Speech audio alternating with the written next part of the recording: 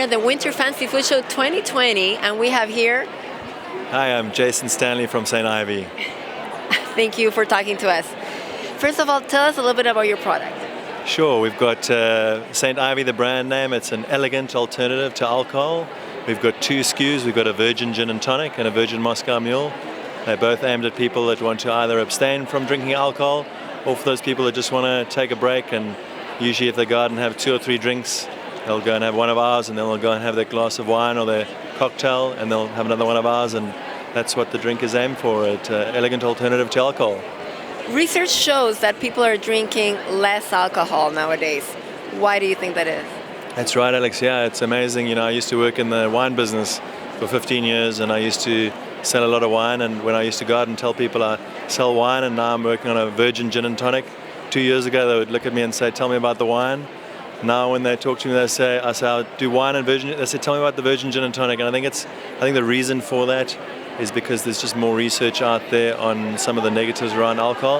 I think it's also because people are busy these days and they want to be productive, and they got work to do, and they got kids to go home to, and as people age, their livers don't process the alcohol as well. So variety of different reasons.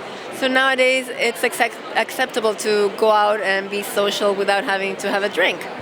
I think it is more acceptable to go out and drink more than it was so, but there's still a lot of pressure around drinking alcohol, the social pressure, the social norms. And so I think while it is easier to go out these days, there's still a lot of pressure, and so that's where drinks like ours come in. When we talk to people and we say, why are you buying a lot of this stuff? They say there's 3 reasons. Number 1, it looks like the alcoholic version, so I don't get questioned, why aren't you drinking alcohol? Number 2, it smells and tastes like the real thing, so they get a little bit of a placebo effect. And number 3, because there's no sugar and no calories.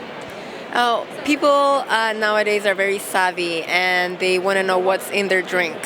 And actually, they want to know what's in their food. Do they want to know what's in their drink as much as they want to know what's in their food? I'd say absolutely. I'd say people have evolved a lot more their palates around food, and they've been very critical of the ingredients, more so than in the past. And that trend of food, we see it shifting to beverages.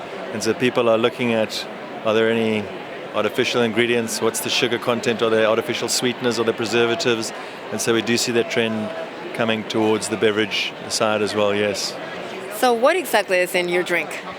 So we've got completely natural flavors to replicate the flavors found in a traditional cocktail. So in a gin and tonic, the way you make gin is you get juniper berry and you get a neutral spirit like a vodka, and you extract the flavor through a copper pot still.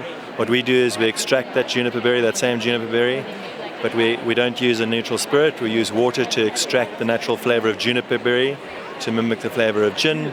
We get quinine and we mimic the flavor of tonic, and then we've got other natural botanicals like orange peel, lemon and coriander, and we're just not using the natural spirit. Similarly with our Moscone Mule, we've got natural ginger, we've got natural lime, and we've got a little bit of mint. So you don't have natural flavors. You're not missing anything then besides the alcohol?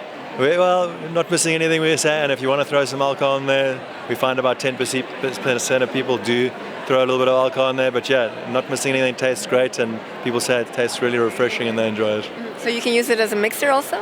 We find, we weren't planning on it, but we're finding about 10-15% of people throw gin or vodka in the drinks, and we say, why are you doing that? And they say, well, they're on a keto diet and they can't find a tonic that doesn't have sugar, or they just like the taste of ginger and they can't find a ginger beer that doesn't have a lot of sugar in it. If you look at most of the products on the market, ginger beers or tonics, they've got a decent quantity of sugar or calories in them, and so ours have no sugar or calories, so that's appealing to some customers. That's awesome. Last thing, tell me a little bit about the name. I love the name. Thank you very much. So in mythical times, if you drank wine or alcohol from a wooden cup made of wood ivy, the legend was that you became sober, or if you put ivy leaves into your water, if you'd been drunk, the myth was that you became sober. And so we're celebrating the myth of ivy and making you sober. Makes sense, perfect name. Thank you, Jason, so much. Lovely to talk to you. Thank you, Alex. Enjoy the rest of the show.